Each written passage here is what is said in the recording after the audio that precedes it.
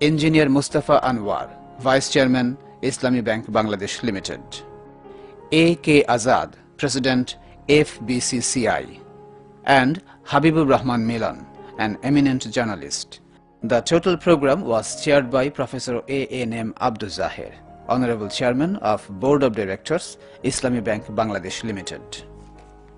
In that program, a brilliant student, Afroza, who hailed from a hardcore poor family, gave a heart-touching speech. The august gathering could hardly control their tears while listening to her. Afroza is the representative of that class of students in Bangladesh who are struggling incessantly to earn a living as well as to earn education. A vivid picture of underprivileged people living in the remote areas has been depicted in her speech. আসসালামু আলাইকুম সকল সম্মানিত সুধীবৃন্দকে আমি আমার সালাম জানাচ্ছি। একটা ডানাকাটা পাখি যার সামনে সবুজ মাঠ থাকে, উপরে নীল আকাশ থাকে, কিন্তু সে ছটফট করে উঠতে পারে না। কেন জানেন? তার পাখাটা বাঁধা থাকে। প্রচন্ড মনোবল থাকা সত্ত্বেও যে পাখা মেলে উঠতে পারে না, যার পাখা দুটো স্থবির হয়ে থাকে শুধু একটু সাহায্যের হাত বাড়ানোর জন্য। পাখিটার একটু সাহায্যের প্রয়োজন, পাখিটার একটু সহানুভূতির প্রয়োজন। আজকে এখানে অনেক এরকম ডানাকাটা পাখি আমরা রয়েছি যাদের পাখাগুলো কাটা। আমাদের মনোবল দরকার, আমাদের পাশে কারো দাঁড়ানোর প্রয়োজন। আমি আজকে অনেক আবেগ আপ্লুত, জীবনের প্রথম মেধার মূল্যায়ন পাচ্ছি। এত বড় একটা অনুষ্ঠানে আমাদেরকে সংবর্ধনা দেওয়া হচ্ছে। আমার জন্মের সময় আমি যে ঘরে জন্মেছি সেই ঘরে কেরোসিন তেল ছিল না। মেয়ে হয়ে জন্মেছি বলে আমার দাদা কেরোসিন তেল এনে দেয়নি। আমার আম্মু খুব কষ্ট পেয়েছিলেন, অনেক কান্না করেছেন। তখন আমাকে বুকে জড়িয়ে নাকি প্রত্যয় করেছিলেন আমাকে মানুষ করবেন। যদিও এত দূর আসার পেছনে আমার মায়ের আর আমার বাবার অবদান অনেক বেশি। শুধুমাত্র কোনো জমি জমা ছিল না, কিছুই ছিল না, শুধুমাত্র তাদের মনোবলের উপর ভিত্তি করে এত দূর আসতে পেরেছি।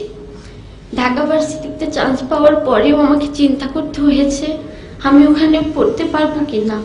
আম্মুকে বারবার বলেছি, আম্মু আমি ওখানে পড়তে পারবো তো। আরেকবার চিন্তা করেছি যে রংপুর ইউনিভার্সিটিতে ভর্তি হবো কিনা। অনেক স্বপ্ন, ঢাকা ভার্সিটিতে ভর্তি হবো, আমি যে এখানে পড়তে আসবো, ভাড়াটা পর্যন্ত জোগাড় করা। রাত্রে চিন্তা করতাম যে আমি ভাইবা দিতে চাইতে পারবো তো, ভর্তি হতে চাইতে পারবো তো। আমাদের এই প্রতিকূল অবস্থা, একটা জিনিস আপনারা চিন্তা করতে পারেন স্যার, একটা স্টুডেন্ট যে গোল্ডেন প্লাস পেয়েছে, আরেকটি স্টুডেন্টও গোল্ডেন প্লাস পেয়েছে। একজনের টেবিলে তার মা দুধের গ্লাস হাতে নিয়ে দাঁড়িয়ে থাকে, আর আরেকজনকে টেবিলে বসে চিন্তা করতে হয় সে পরদিন সকালে কি খাবে, কি খেয়ে সে কলেজে যাবে, কি খেয়ে সে স্কুলে যাবে। এই যে একজনের একটা বাচ্চা আমি ঢাকায় এসে দেখেছি আমার এক আত্মীয়র বাসায়, তার মা তার পিছনে সারাদিন খাবারের বাটি নিয়ে দৌড়াদৌড়ি করে। আর আমার পাশের বাড়ি আমি দেখেছি, আমি লালমনিরহাট জেলা থেকে এসেছি যেখানে 5 ডিগ্রি 6 ডিগ্রি সেলসিয়াস থাকে। আপনারা যদি কখনো শীতের দিন সেখানে যান দেখতে পাবেন কত প্রখর শীত, সেখানে কত প্রচন্ড শীত। এই শীতের দিন সেই বাচ্চাটা আগের দিনে ঠান্ডা ভাত মরিচ দিয়ে একটা 1.5 বছরের বাচ্চাকে তার মা খাওয়াচ্ছে। চিন্তা করতে পারেন স্যার। আর আরেকটা বাচ্চা যে খাবে না, হরলিক্স, নুডলস, মিষ্টি, তার পিছনে পিছনে নিয়ে ঘোরা হচ্ছে, সে খাবে না, তাকে জোর করে খাওয়ানো হচ্ছে। এই যে বৈষম্য, এই যে গোল্ডেন প্লাস, কিভাবে মূল্যায়ন করবেন আপনারা? একজন খাবার পাচ্ছে না, আর আরেকজনের পিছনে খাবার নিয়ে দৌড়াদৌড়ি করা হচ্ছে। কিভাবে মূল্যায়ন করবেন স্যার? এই যে সার্টিফিকেট, আমরা যে এত দূর আসতে পেরেছি, কিভাবে আসছি, কারা আমাদেরকে সাপোর্ট দিচ্ছে? মাথায় হাত বুলানোর মতো কেউ নেই। আজকে আমি আপনাদের অনেক মূল্যবান সময় নষ্ট করে কিছু কথা বলছি। দুঃখু মিয়া নজরুল হয়েছিলেন সত্যিই স্যার রফিজউদ্দিন দারোগার, কিন্তু স্যার দুঃখু মিয়া কখন পুষ্পমাল্য পেয়েছেন জানেন? যখন সে নির্বাক হয়ে গেছিল। আমরা তাকে কখন পুষ্পমাল্য দিয়েছি? কি পেয়েছেন তিনি? পুষ্পমাল্য তিনি কখন পেয়েছেন? তার যখন পুষ্পমাল্য পেলে তার ভালো লাগতো, তার অনুভূতি সে জানাতে পারত, তখন আমরা তাকে কারাগারে রেখেছি, তখন তিনি কারাবাস পেয়েছেন। আর আমরা যখন তাকে পুষ্পমাল্য দিয়েছি তখন তিনি স্থবির হয়ে গেছেন। তখন আর তিনি কিছু বলতে পারেননি, কিছু পেয়ে যাননি, কিছুই চিকিৎসা কোনো কিছুই তিনি পাননি। সেই দুঃখু মিয়া, সেই কাজী নজরুল ইসলাম, আমরা কাজী নজরুল ইসলামের মতো হতে চাই স্যার, কিন্তু দুঃখু মিয়ার মতো কষ্ট পেতে চাই না।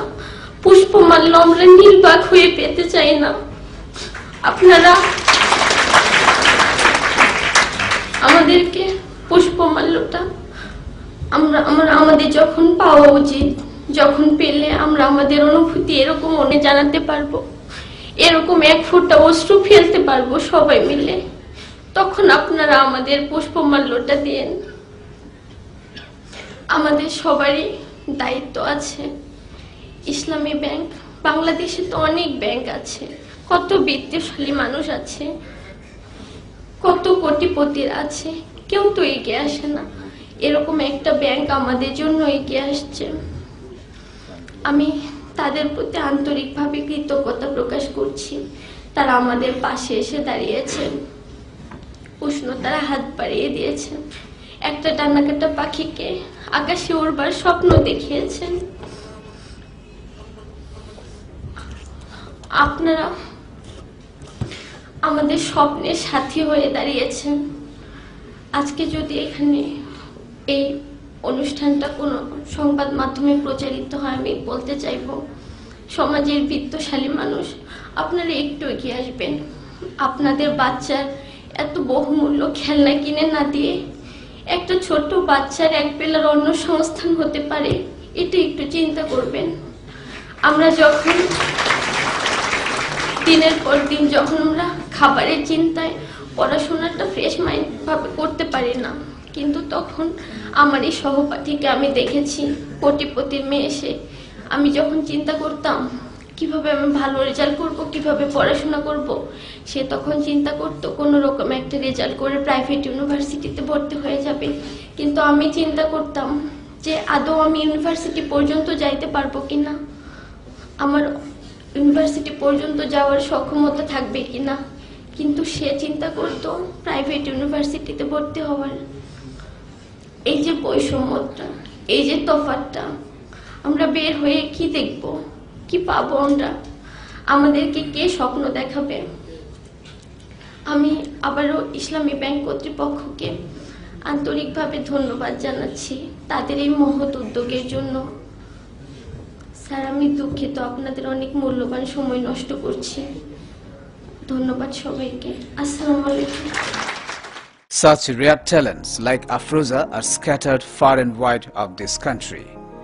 If we can extend a helping hand to them, of course they will contribute to the development of the country as well as to the Muslim Ummah.